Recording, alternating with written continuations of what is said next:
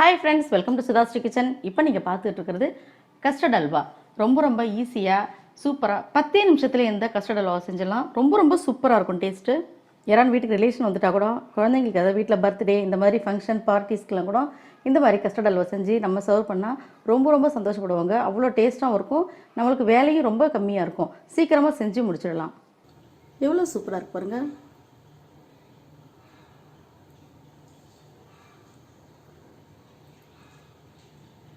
நல்லா மெத்துன்னு ரொம்ப நல்லாயிருக்கும். சாப்பிட்றதுக்கு ரொம்ப டேஸ்டியாக இருக்கும்.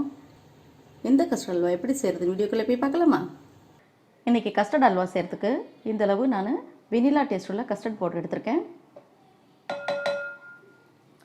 நம்ம எந்த அளவுக்கு கஸ்டர்ட் பவுடர் எடுக்கிறோமோ அதை விட 2 மடங்கு ஜீனி சேர்த்துக்கணும். 2 மடங்கு தண்ணி சேர்த்துக்கணும்.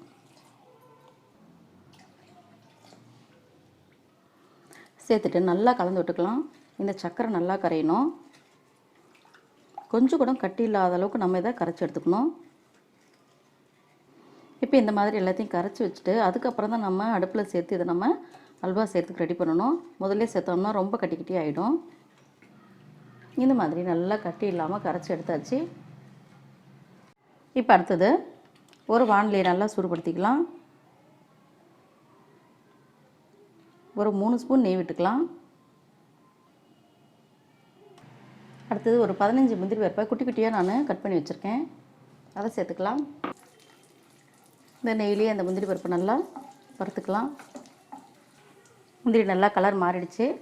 அடுத்தது நம்ம இப்போ கரைச்சி வச்சுருக்கிற இந்த கஸ்டர்ட் பவுடர் இருக்குல்ல, மறுபடியும் ஒரு வாட்டி கீழே அடியில் நல்லா கட்டி ஆகிடும். அதனால் இன்னொரு முறை நல்லா இதை கலந்து விட்டுட்டு அப்படியே கொஞ்சமாக இதில் சேர்த்து கைவிடாமல் கலந்துக்கிட்டே வரணும். அப்படியே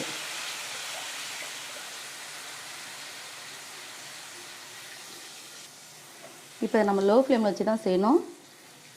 கொஞ்சம் கூட கைவிடாமல் கலரணும், இல்லைன்னா டக்குன்னு கட்டிக்கிட்டே ஆகிடும். நமக்கு ஒரே மாதிரி வரணும்னா இப்படி கைவிடாமல் கலக்கணும். ஒரு 10 நிமிஷத்தில் இந்த அல்வா ரெடி ஆகிடும். ரொம்ப ஈஸியான முறையில் இது செஞ்சுருக்கோம். நம்ம இதுக்கு எந்த ஃபுட் கலரும் எதுவும் சேர்க்க தேவையில்லை. இந்த கஸ்டர்ட் பவுடரில் இந்த வெனிலா எசன்ஸில் இந்த மாதிரி எல்லோ கலரில் இருக்கிறது இதுவே போதும் நமக்கு. இப்போ தான் லேசாக இறுக ஆரம்பிக்குது. இப்படி கைவிடாமல் கிளறிட்டு இருக்கும்போதே நமக்கு நல்லா இறுக ஆரம்பிச்சிரும். இந்த மாதிரி பதத்துக்கு வந்துடும். நமக்கு பார்க்கும்போதே தெரிஞ்சிடும் நல்லா மாறுறது. இப்போ எல்லாமே நல்லா கலந்து ஒரே மாதிரி இருக்கணும். இதுக்கு 10 நிமிஷமே அதிகம் இந்த கஸ்டர்ட் அல்வாவுக்கு. இப்போ இது நல்லா டிரான்ஸ்பரண்ட்டாக வர அளவுக்கு நம்ம இதை கலந்து விட்டுகிட்டே இருக்கணும். 2 ஸ்பூன் நெய் சேர்த்துக்கலாம்.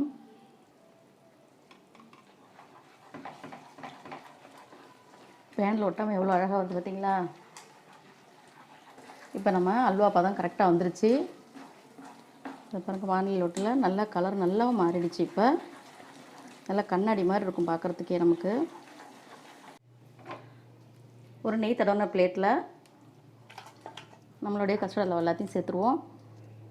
சேர்த்துட்டு ஒரே மாதிரி இப்படி தட்டி விட்டுடலாம். இப்படி மாதிரி ஒரு ஸ்பூன் ஏதாவது வச்சு இந்த மாதிரி கரெக்டாக ஒரே அளவாக நம்ம செஞ்சு வச்சுருவோம். ரொம்ப டேஸ்டியான ஒரு 10 நிமிஷத்தில் ஒரு அல்வா செய்ய முடியும்னா அது இதுவாக தான் இருக்க முடியும். அந்தளவுக்கு ரொம்ப ஈஸியானது. அடுத்தது சூடு ஆறின பிறகு எப்படி இருக்குதுன்னு பார்க்கலாம். இப்போ நல்லா சூடு ஆறிடுச்சு. ஓரங்கள்லாம் இப்படி லைட்டாக ஃப்ரீ பண்ணி இப்படி லேசாக விட்டாலே போதும், வந்துடும். ஒரு பிளேட்டுக்கு மாற்றிக்கலாம்.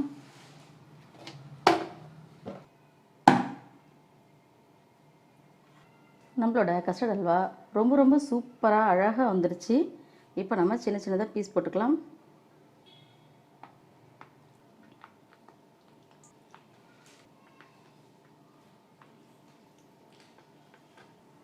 குட்டியாக அழகாக பீஸ் போட்டாச்சு. பார்க்கவே ரொம்ப அழகாக இருக்குல்ல?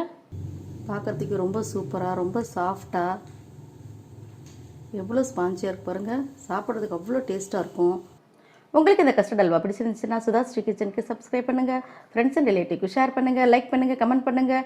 ஆரோக்கியமானதே சமைப்போம், ஆனந்தமாக இருப்போம். தேங்க்யூ.